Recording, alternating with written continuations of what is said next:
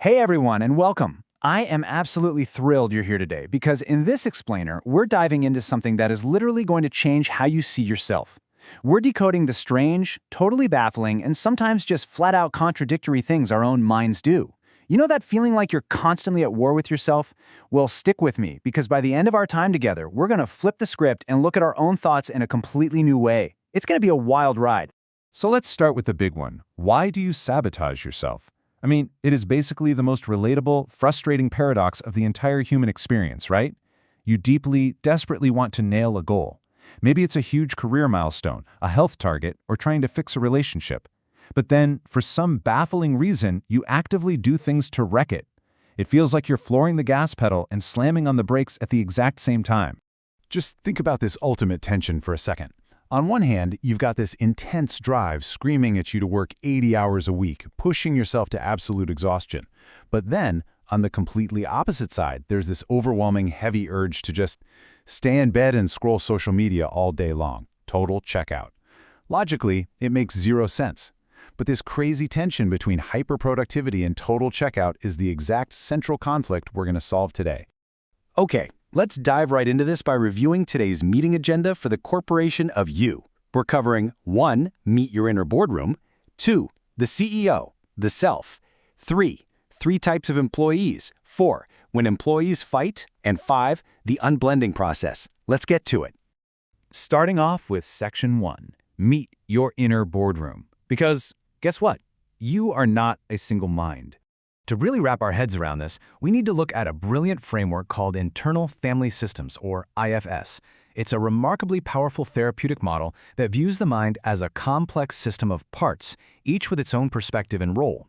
Think of your mind exactly like a theater troupe, or better yet, a super busy corporate office. When things are running smoothly, there's a clear leader at the helm. But when things go south, that's when specific, well, let's call them employees inside your mind step up and totally overreact to try and save the day.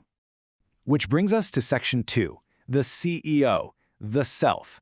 This is the natural leader of your internal system. So here's the really amazing thing about your inner CEO, what IFS calls the self. Unlike the rest of your internal staff, your core self remains perfectly intact. It literally cannot be damaged. It's always in there, just waiting to take the wheel. So the entire goal of this framework isn't to fire any of your internal employees or get rid of parts of yourself. Actually, scratch that. It's the exact opposite. The goal is simply to help yourself step up and confidently lead those overworked parts out of their extreme roles. And this brilliantly illustrates the traits of a really good internal leader. IFS practitioners describe the self using what they call the 8 C's: calmness, clarity, compassion, confidence, courage, creativity, connectedness, and curiosity. Basically, if your internal CEO is sitting at the head of the boardroom table and showing these 8 traits, the company of you is in incredibly great hands. Moving right along to Section 3, 3 types of employees. These are your exiles, managers, and firefighters. Let's see exactly who is working for you. First up, we have the exiles. Now, these are the parts of you that have been hurt, shamed, or traumatized, usually way back in childhood. Their mission, which is quite sad when you really think about it, is to carry the heavy burden of all that pain and fear. They're essentially locked in the basement of your corporate office, exiled by the rest of the team. Why?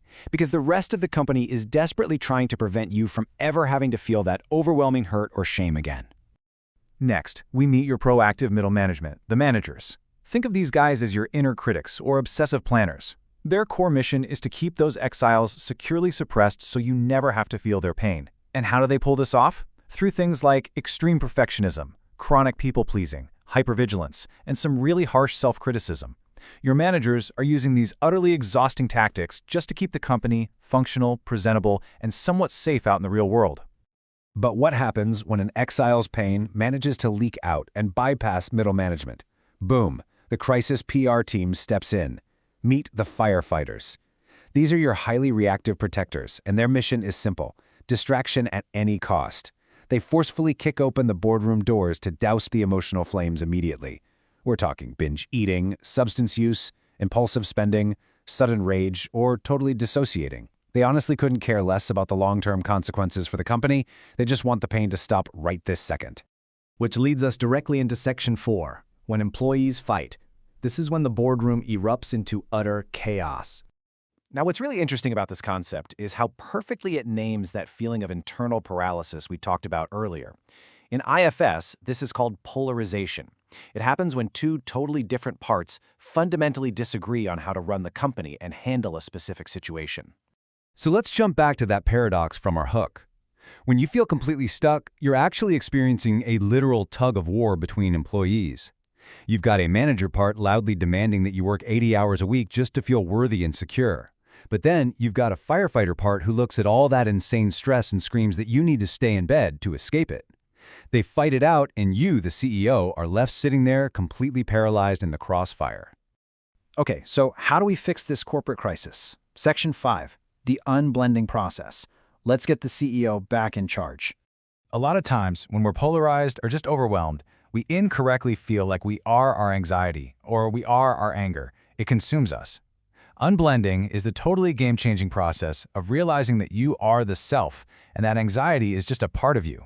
It gently separates the emotion, allowing you to see it not as your entire identity, but simply as a really loud employee speaking out of turn in the boardroom. Let's see how this builds our 6-step actionable framework to restore internal harmony. Step 1, you. Find the part in or around your body. Step 2, focus your attention on it. 3, flesh it out, like ask it what it looks like or how old it is. 4, feel toward it. 5, befriend it to uncover its positive intent. And 6, fear. Ask it what it's afraid would happen if it actually stopped doing its job.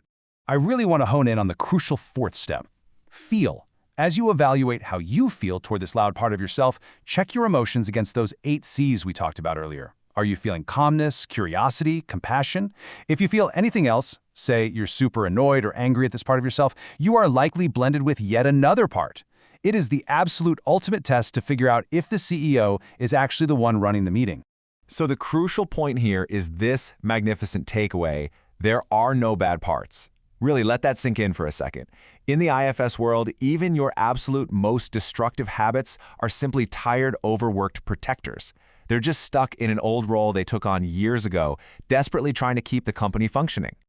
I'm going to leave you with this final, provocative thought for today's explainer. What if your absolute worst habits are just protectors trying to keep you alive? The next time you feel that intense urge to sabotage yourself, don't get angry.